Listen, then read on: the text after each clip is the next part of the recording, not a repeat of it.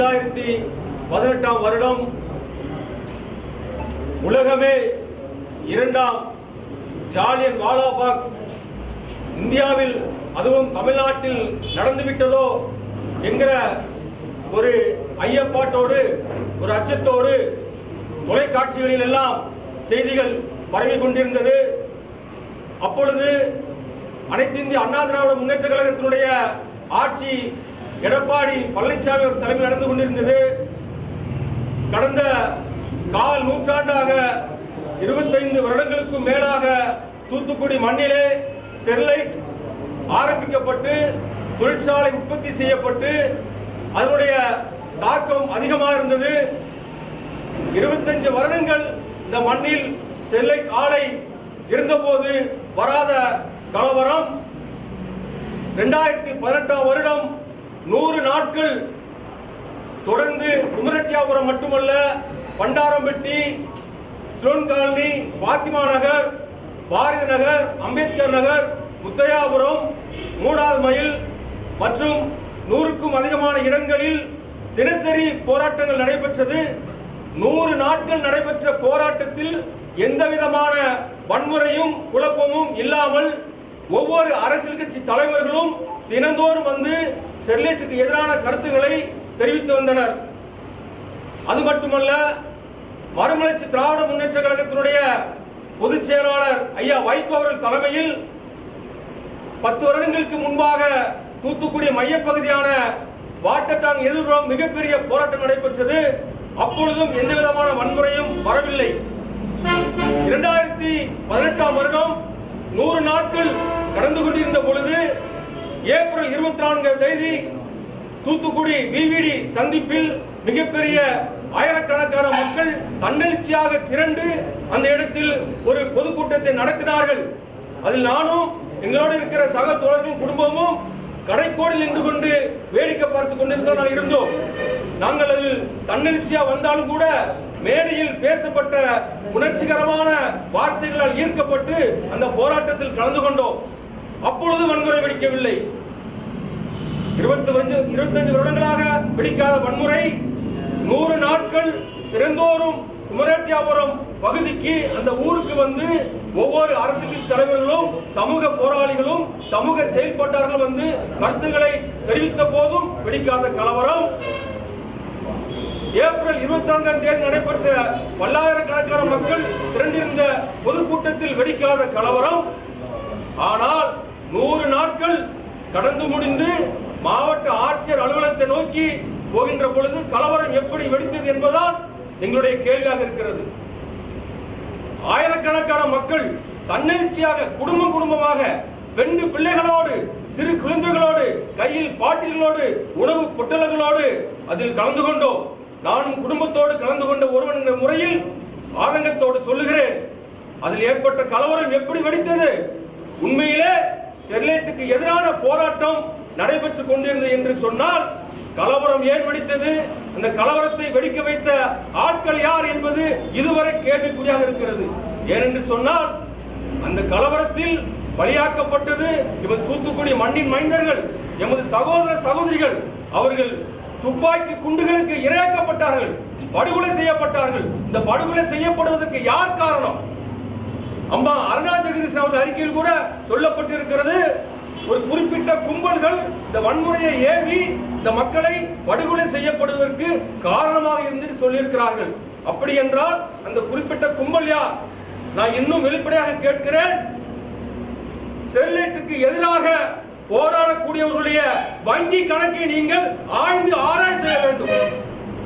ஸ்டெர்லைட்டுக்கு எதிராக நாங்கள் போராடுகிறோம் என்று சொல்லிக் கொள்வதனுடைய வங்கி கணக்கை அமலாக்கத்துறை கண்டிப்பாக ஆய்வு செய்ய வேண்டும்.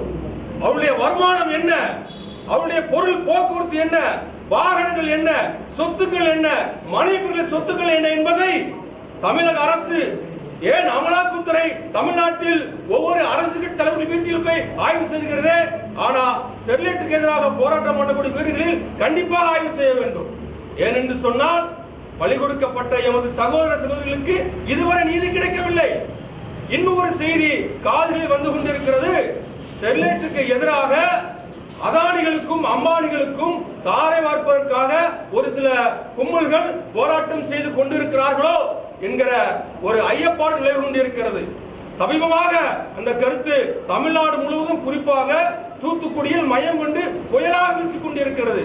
அப்படி என்று சொன்னால் ஸ்டெர்லைட்டுக்கு எதிராக போராடக்கூடிய ஒரு சிலர்கள், நான் மற்ற பொதுவாக குறை சொல்லவில்லை, ஒரு சிலர்கள் அதானியுடைய காப்பர் கம்பெனிக்கு ஆதரவாக செயல்படுகிறார்கள் என்கிற அச்சம் தூத்துக்குடி மண்ணில் வந்து கொண்டிருக்கிறது. அதற்கு காரணம் தெளிவாக கேட்டுக்கொள்ளுங்கள். தூத்துக்குடி துறைமுகத்தில் அதானிக்கு 3 பெர்த்துகள் தயாராகி கொண்டிருக்கிறது.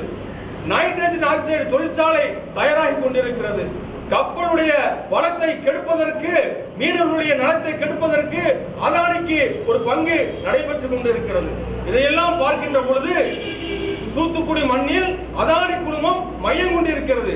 அப்படி என்று சொன்னால் அனில் அகர்வாலுடைய டீமை ஸ்டெர்லைட்டை விரட்ட வேண்டும் என்கிற நோக்கத்தில் ஸ்டெர்லைட்டுக்கு எதிராக போராடக்கூடிய ஒரு சில கும்பல்கள் செயல்படுகிறார்கள் என்பது என்னுடைய மிகப்பெரிய கேள்வியாக இருக்கிறது. ஏனென்று சொன்னால் பறிகொடுக்கப்பட்டவர்கள் நமது சகோதர சகோதரிகள். தங்கை ஸ்ரோனுடைய வாயில் சுடப்பட்டு கீழே மண்டிட்டு விழுந்தாலே அந்த சகோதரி வாழ்க்கையில் ஒரே நோக்கம் வழக்கறிஞராக வர வேண்டும் என்று சொல்லி அவருடைய தாயார் கண்கலங்கி அழுகிறார்கள். அது மட்டுமல்ல, தன்னுடைய மகளுடைய பத்திரிகையை கொடுப்பதற்காக வந்த ஒருவர் படுகொலை செய்யப்பட்டார். இன்னும் என்னுடைய கேள்வி மிகப்பெரியதாக இருக்கிறது. ஏனென்று சொன்னால் ஸ்டெர்லைட்டை போராட்டத்தை வழிநடத்தி சென்று கொண்டிருந்த அந்த ஒரு சில தலைவர்கள் ஏன் துப்பாக்கி குண்டுகளுக்கு இரையாக்கப்படவில்லை? அப்படி என்று சொன்னால் எல்லா மக்களையும் தன்னெழுச்சியாக வந்த மக்களை எல்லாம் அவர்கள் வழிகாடாக ஆக்கிவிட்டார்களோ, தாங்கள் எல்லாம் ஒளிந்து கொண்டார்களோ என்ற கேள்வியும் தூத்துக்குடி மையப்பகுதியில் உலாவை கொண்டிருக்கிறது. அப்படி என்று சொன்னால் அவர்கள் ஏன் இந்த போராட்டத்தில் மையமாக வந்து கலந்து கொள்ளவில்லை? ஒரு கூட்டம், நான் உட்பட, என் குடும்பம் உட்பட, இருக்கிற சக தொழில் உட்பட, ஐயா உட்பட ஸ்டெர்லைட்டுடைய வாசலுக்கு செல்லவில்லை, ஸ்டெர்லைட்டுடைய முற்றுகைப்பாடு செல்லவில்லை, அல்லது ஸ்டெர்லைட்டை அடித்து நொறுக்கும் என்ற மனப்பக்கத்தோடு செல்லவில்லை. மாவட்ட ஆட்சியர் அவரிடம் மனு கொடுப்பதற்காக சென்றோமே தவிர எங்களிடத்தில் எந்த விதமான ஆயுதங்கள் இல்லை, எந்த விதமான வெடிபொருட்கள் இல்லை, எந்த விதமான கலவரத்தை தூண்டக்கூடிய பொருட்கள் இல்லை.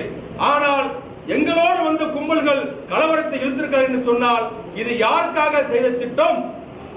காப்பர் லிமிட்டை அதானி குரூப்புகள் உருவாக்குவதற்கு ஆதரவாக இருந்த போராட்டம் என்பது 7 வருடங்கள் கழித்து இப்போது தூத்துக்குடியில் புயல் வீசிக் கொண்டிருக்கிறது. ஒரே ஒரு கருத்து தான், அனில் அகர்வாலை ஸ்டெர்லைட்டை விரட்டிவிட்டு அதானியுடைய காப்பர் கம்பெனிக்கு ஒரு சில போராளிகள் ஆதரவாக செயல்படுகிறார்களோ என்ற கேள்வியை நான் இந்த இடத்தில் வலுவாக வைக்கிறேன். மக்கள் நல கூட்டமைப்பு சார்பாக வலுவாக வைக்கிறேன். தொடர்ந்து இதை இந்த காரணத்தை வைத்து மாவட்ட ஆட்சியர்களிடம் நாங்கள் மனு கொடுக்க செல்ல இருக்கிறோம். எங்களது ஒரே குற்றச்சாட்டு, அனில் அகர்வாலை ஸ்டெர்லைட்டை விரட்டிவிட்டு அதானி குஜராத்தில் 40 டன் தினசரி உற்பத்தி செய்து கொண்டிருக்கிற அந்த காப்பர் கம்பெனியை தூத்துக்குடியில் வர வைப்பதற்கு திட்டம் நடைபெற்றுக் கொண்டிருக்கிறதா?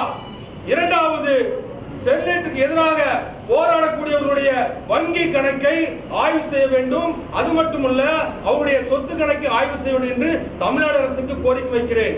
மூன்றாவது கோரிக்கை, எமது மண்ணின் மைந்தர்களான சகோதர சகோதரிகளுக்கு தூத்துக்குடியின் மையப்பகுதியில், வடக்க தெற்க கிழக்க மேற்க வேண்டாம், தூத்துக்குடி மையப்பகுதியில் தினந்தோறும் மக்கள் பார்க்கக்கூடிய இடத்தில் அவர்களுக்கு ஒரு மணி மண்டபம் கண்டிப்பாக தமிழ்நாடு அரசு எழுப்ப வேண்டும்.